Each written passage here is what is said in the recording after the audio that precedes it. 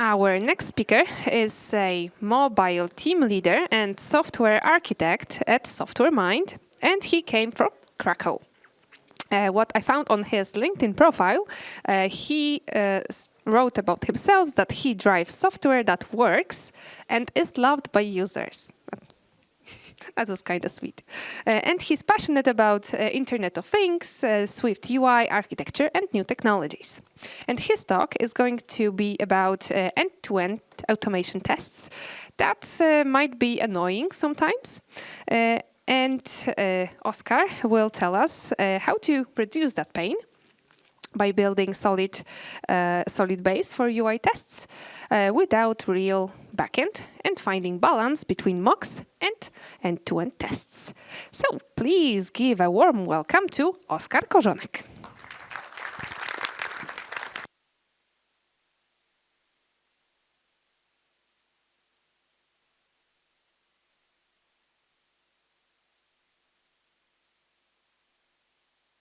Hello, welcome again.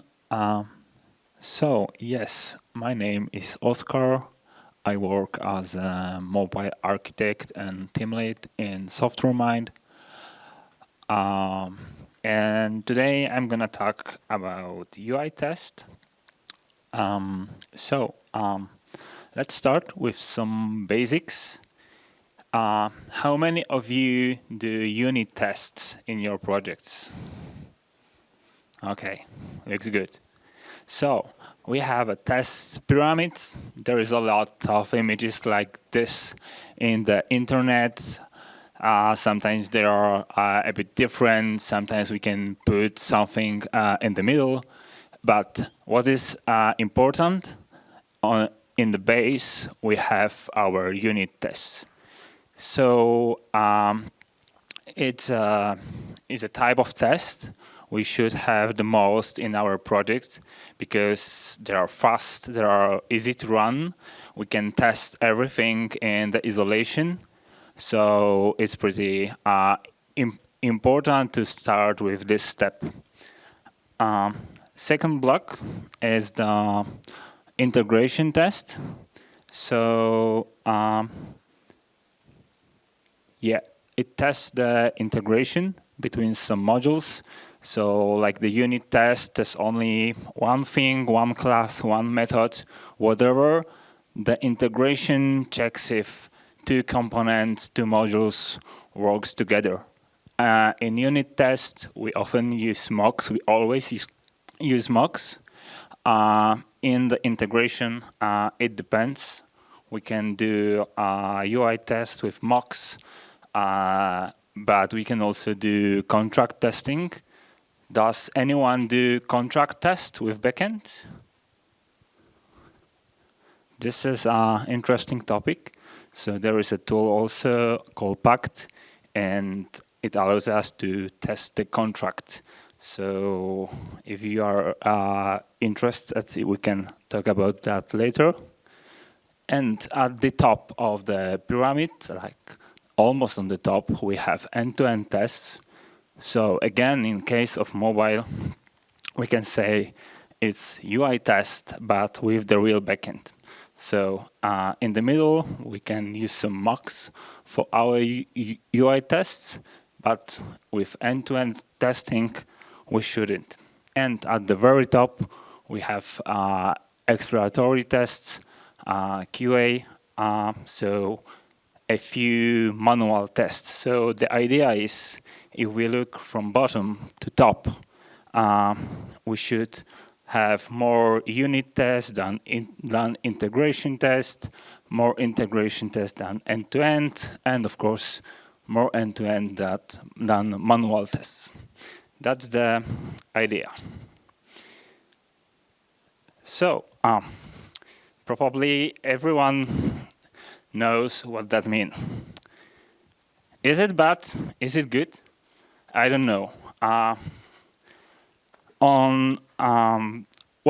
Maybe it's bad because we need to start thinking what is wrong.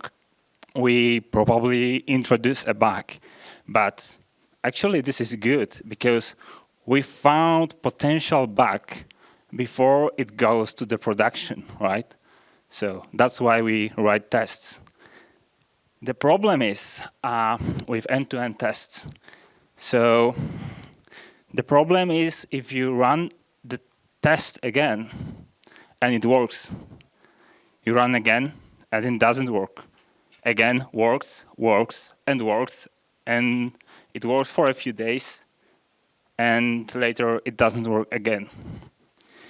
That's the problem with end-to-end, because there are a few pains. So we need to deal with the real data. So for example, we need to use some test data on a test server, and for example, someone might modify a user state, someone might use the user account and change a feature flag because people need to test other things manually, developers do their stuff, and they changing the data. And sometimes our test fails because we use real data on TST server. Also, there is a delay, and sometimes server doesn't work.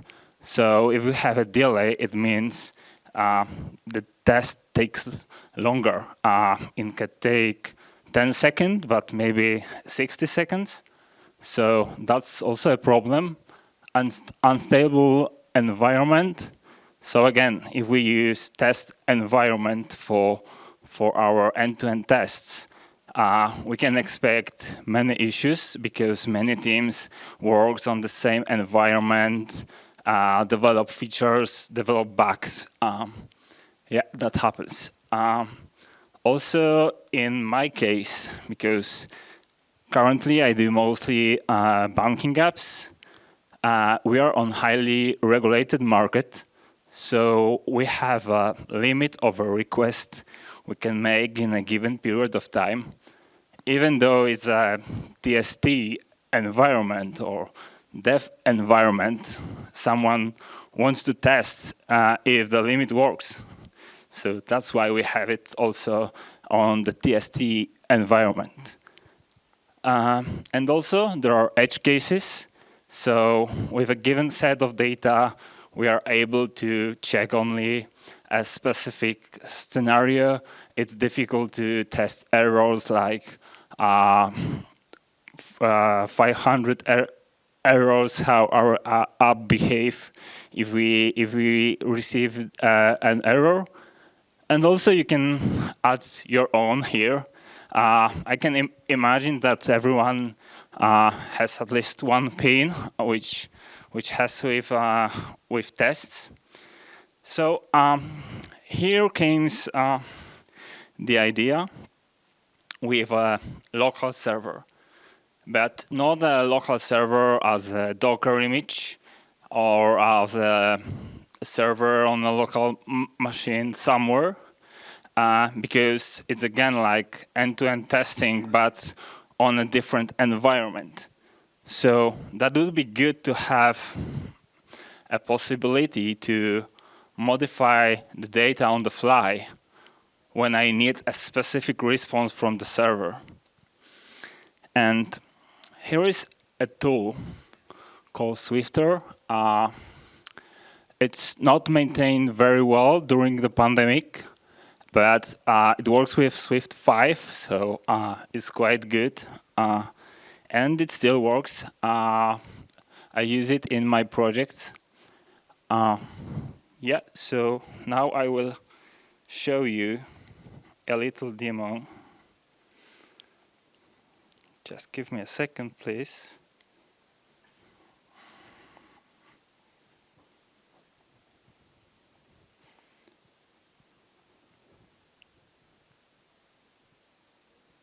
Okay. So, how to use the Swifter, the framework I mentioned? It's actually pretty straightforward. So, there are 3 lines of code how we can initialize the server and start. That's it. The server is running on your local machine, on your Mac, on your iPhone. if we want to provide some data, we simply provide a path we want to mock, and we provide a response. In that case, it is just HTML with hello world. And when we end with our stuff, we just stop the server, and that's all. So, a bit more practice. In SoftwareMind, we have program, work, and enjoy, which allows you to work remotely from anything and anywhere in the world. And we have a few localizations in Europe. On our stand, you can find Gabi. She will love to tell you more if you are interested. So I have an app with a list of destinations. Let's go through the code just to get the context. So this is a simple view with a view model, and the view model has a state. By default, state is a state when the destination are fetched from the server. So it simply renders a destination cell with an image, name of the destination, and some description. Also, we set a title for navigation view. And what is important, we set accessibility identifier for our UI test. Next one is error state. So a state when we cannot reach to the server or there is an error. And also we set accessibility identifier. And the last one is a loading state. So we just show a progress view when it is loading. A quick overview of the destination cell. So it's image and 2 texts. Also with the identifiers, because it makes easier to find those components in our UI tests. So I set it using destination and destination ID from the model, and then a name of the component. A quick overview of the model is ID, name, image name, and description. Pretty straightforward. And view model. So, like I said, view model has state and initializer, which takes URL and URL session as argument, so we can easily mock it in our unit test.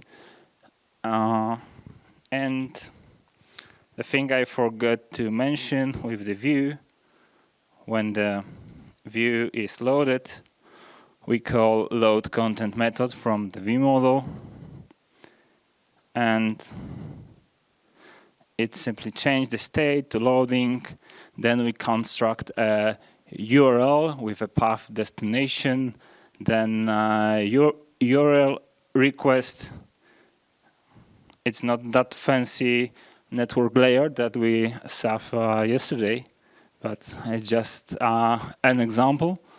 So when we have success, we decode the response and change the state. If there is any error, we change the state to error and showing on UI. Okay, so that's about the app. Let's go and write some end-to-end tests. We shouldn't begin with this because by like we have on the pyramid, we should start with the integration test, right? We should have more integration tests than end-to-end. But let's feel the pain. Okay, so at the beginning, we create a URL to reach our server, and gateway is a simple wrapper for the network layer in our test module, and later we just call get destination method. So under the hood, it looks like this. Nothing specific really. Again, URL session, destination path, and URL request. Then we decode the response. Also, there is a model which is almost the same.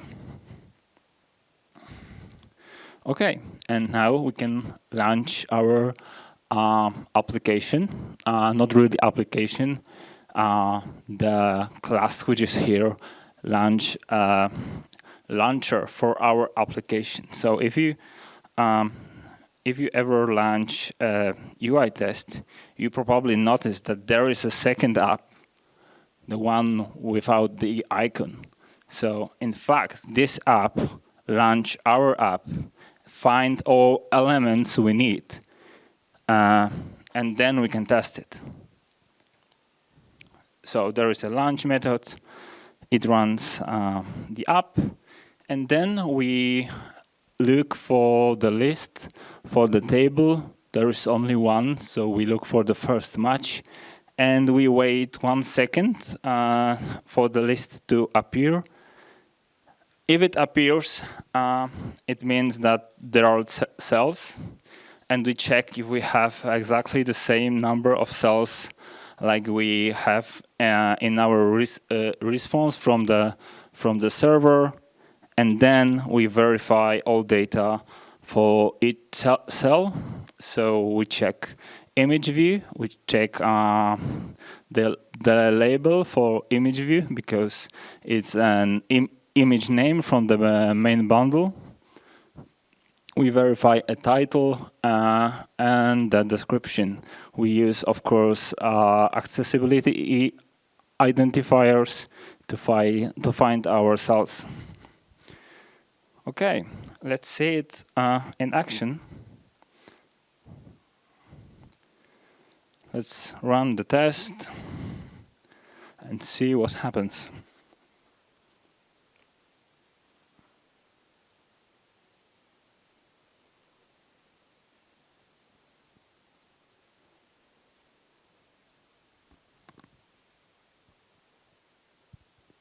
Yeah, pretty quick, right? So the problem begins if we have a delay on our server, but we wait only 1 second for element to appear. If I run the test again, and now we have a little delay,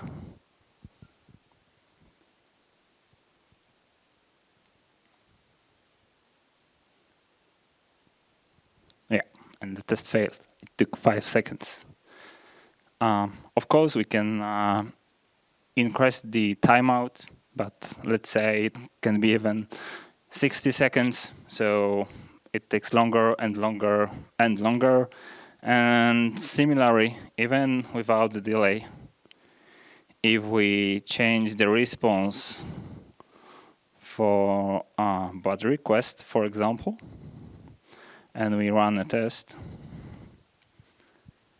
it will fail again, but it takes time because it goes over the loop and looking for all elements. So it takes some time, which costs us money. Yeah, it fails. So, how to use the local server then? Let's go back to normal with this, and let's see what we can do with the mock server, with the Swifter. First of all, we need to set up our server. So, on the before we start each test, we start our server, and after the test ends, we stop the server. So we have a new instance for every test. not really a new instance because the instance is only one, but we start and stop the server. Okay. Now, because we need to mark some data, so I'm creating an example of the response I would like to receive from the server, and later I use JSON encoder and JSON serialization to pass it to the server to the destination path. I used JSON encoder, but you can also bundle JSON files in your project and just use the data and pass it to the Swifter. Okay, and here we go again. It looks quite similar.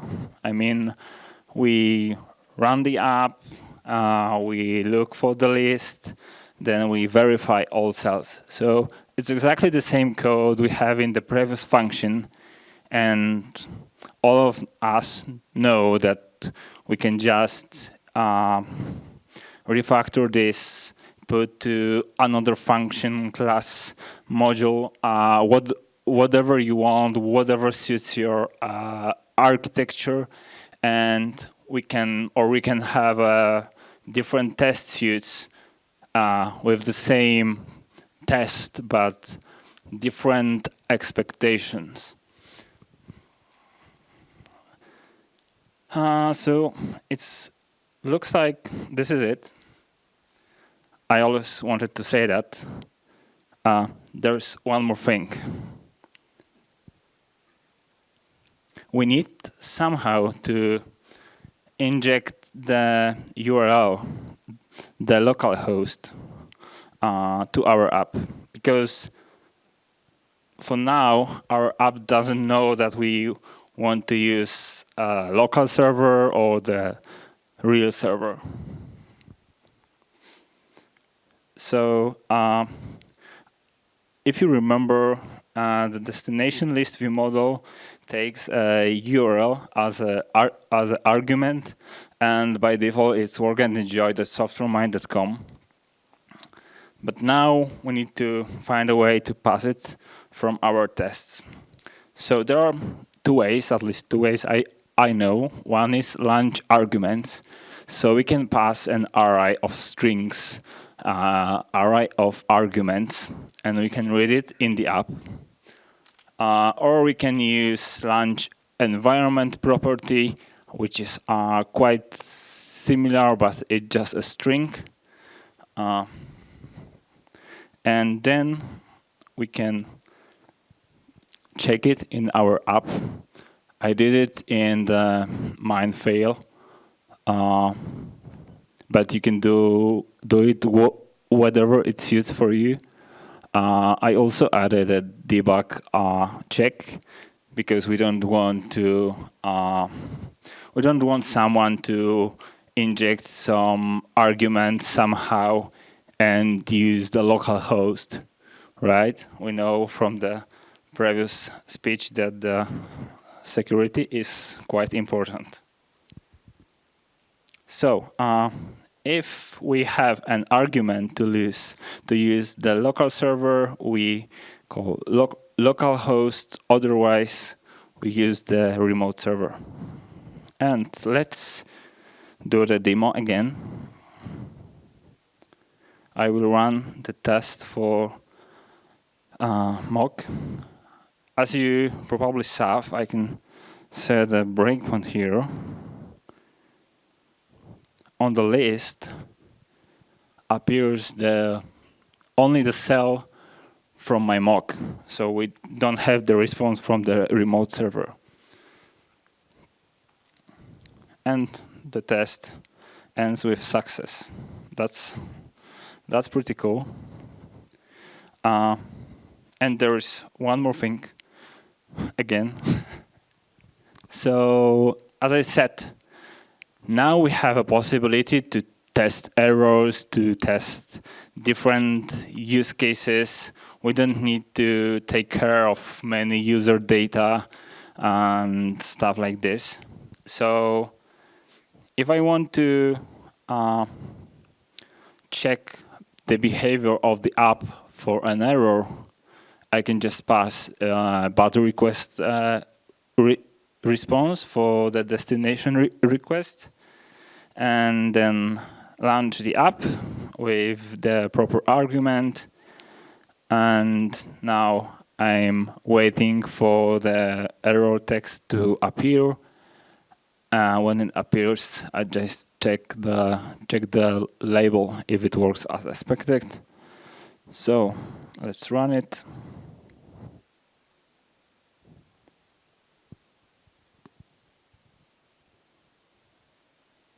Yeah, it works.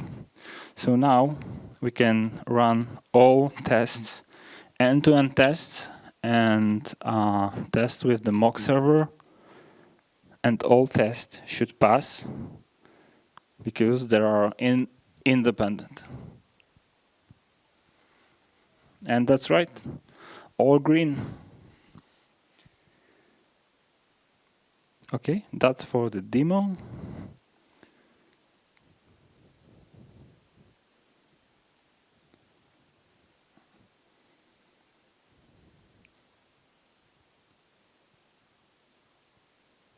So, questions?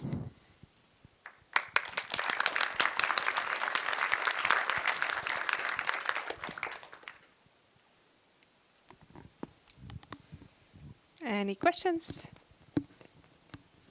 Oh, I see one.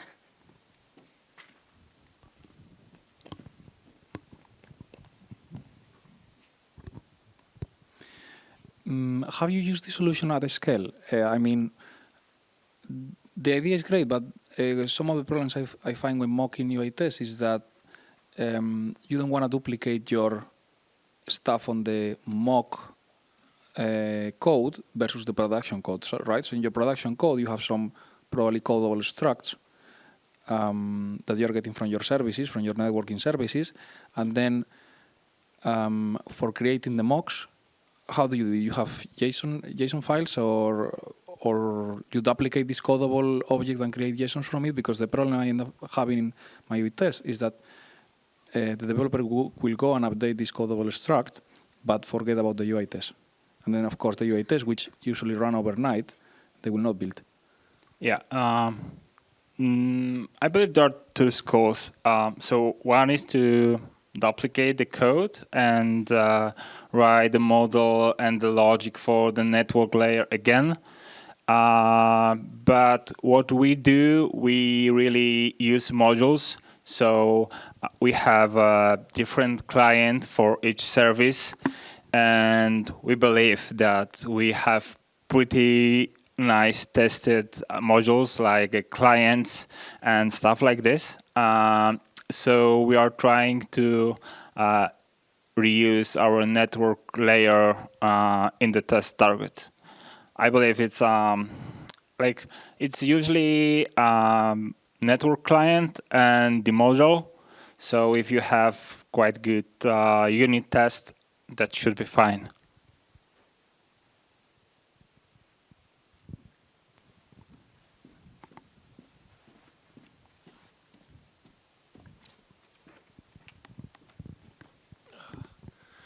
Hey, thank you for presentation, really great one. I have one question. Do you maybe have some tool to synchronize this kind of the mocks with contract tests? So when backend change anything in the API, you're automatically informed that you have to update it, or even better, it auto-updates itself? I didn't try. But as I said, you can implement the contract tests as a separate set of tests. And if you see that something failed on the backend, I mean on the contract between frontend and backend, then you need to verify. The idea is to have the right balance, right? So if you have a mock server and you see that end-to-end test, the same end-to-end test fails for end-to-end, but it doesn't for the mock server, you probably know that this is on the backend side, right? So you don't care. But yeah. And one more question. What's the purpose of starting and stopping the Swifter server? Yeah, I just did it to avoid any caches and stuff like this. Probably you can keep it open for the whole time during the test. You can also run a few servers. If you want, you can parameterize the start function by providing, for example, a different port. Anyone else? Looks like no. So thank you very much, Oskar. Thank you very much for your questions.